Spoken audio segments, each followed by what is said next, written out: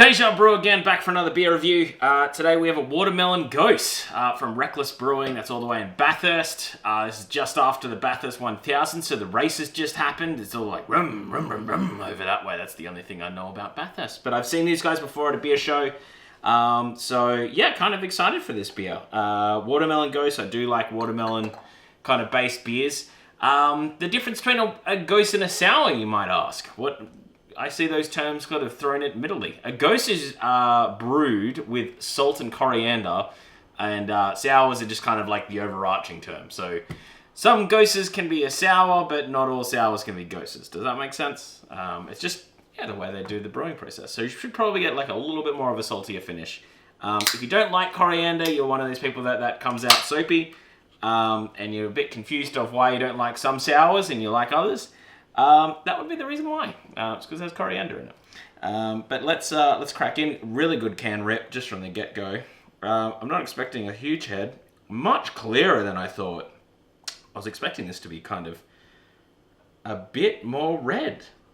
Usually when it comes to the sours, they definitely look a bit more red when they sort of have the fruit involved. I guess there's like a tiny red hinge. It's quite a clear beer.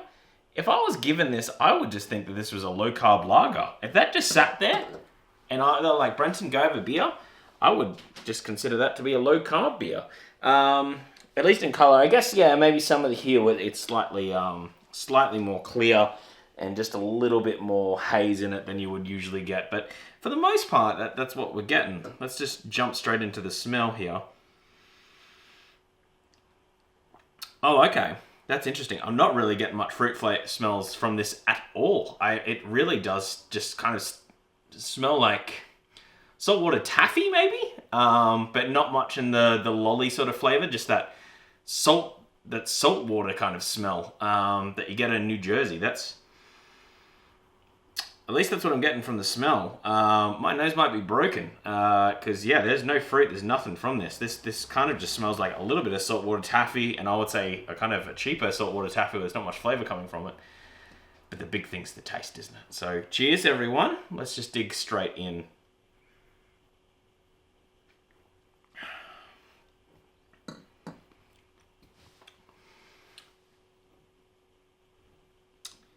That's disappointing. Okay. There's not much flavor in that. A little bit of watermelon. It's not very sour, but I would say it's definitely more going on the saltier side of a Gose than when they start to push the real sour sort of flavors from it. On a really warm day, if this was kind of the first beer I got after cricket, I think I would pretty well smash it. It has a very high amount of drinkability. It's very easy to drink. It's not very sour. A little bit of salt coming through. I would say it kind of has the flavor of kind of like a hydrolyte almost, like where it has a little bit of those flavors in it, but it's not like super enhanced. So it's like a little bit of watermelon in there, but to call it a watermelon Gose and have like all the packaging behind it, I'm a little bit deflated on how much actual flavor is in this. I was kind of expecting a little bit more.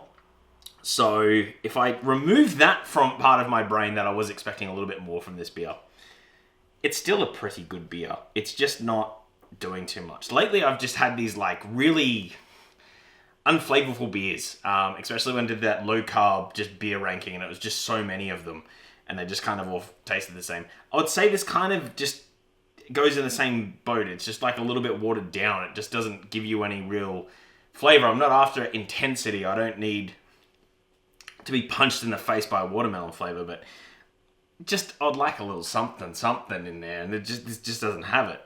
It's refreshing. It's on a really hot day. This would absolutely cut through. Beer garden. You got the misters going. I could see food wise some hot wings. This would absolutely cut through with that. That would be really great. Anything really spicy. But I'm getting, I'm thinking beer garden. I'm thinking that. Maybe Thai food. Maybe some really spicy Thai food. Like a really intense pad Thai, those sort of things. Laksa maybe, but I'm thinking more, you're in a beer garden, so you're probably dealing with a bit more beer food. So I'm thinking hot wings. Hot wings is where this would go very well with.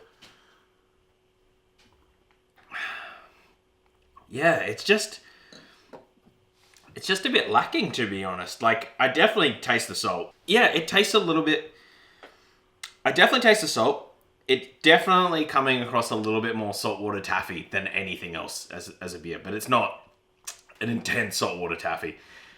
It's like one of those cheap, you know, when the sweets are in a bowl and everyone sort of brings over like a pack of lollies and someone brings this weird like off-brand taffy and you're like, well, I might as well eat it. That's kind of what it is. It's not bad, but I wouldn't buy it.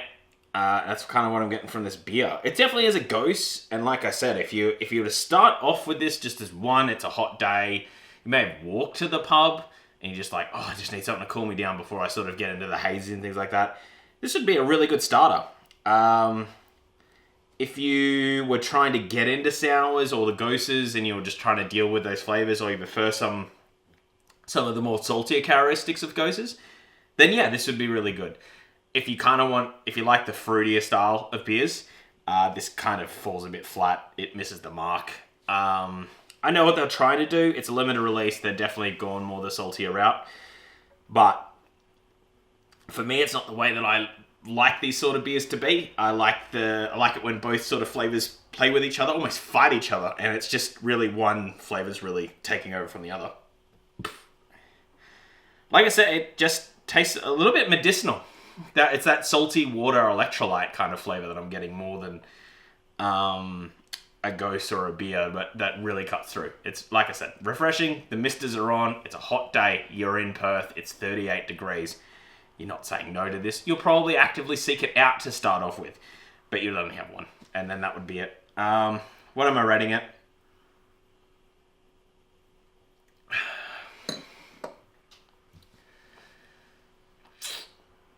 A 54.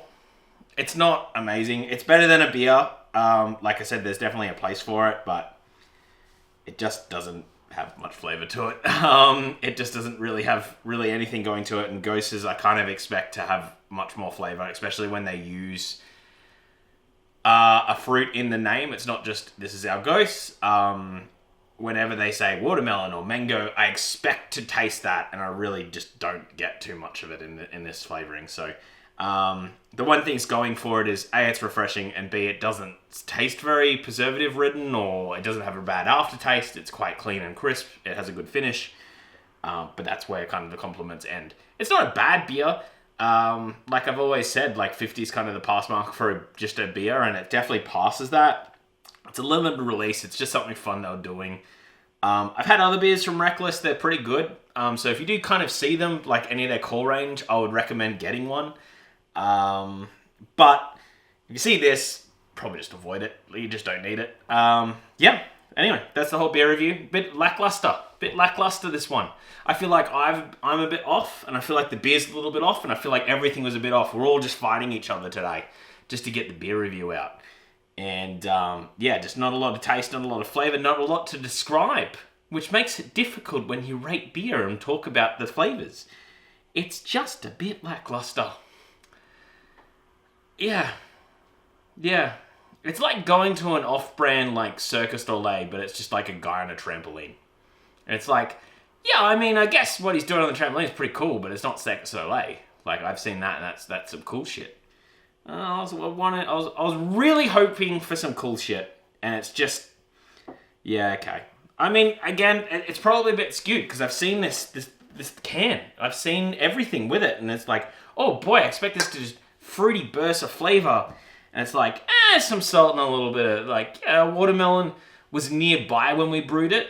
Like it could see the watermelon, but I feel like the watermelon didn't really go into it. It could look at it. They communicated a little bit. They sent emails to each other. This beer and a watermelon sent emails to each other.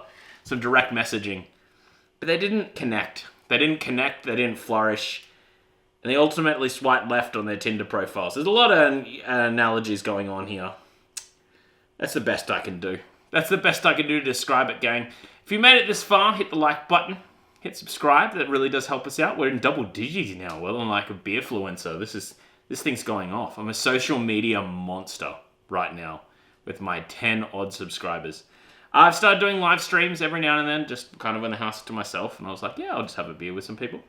So if you do enjoy that, then follow along. Otherwise, yeah, thank you so much for watching. Have a great day. See you, and cheers. And again, don't let Reckless are a good brewery. Don't let it skew all of their beers, just this particular one. Thanks. Bye.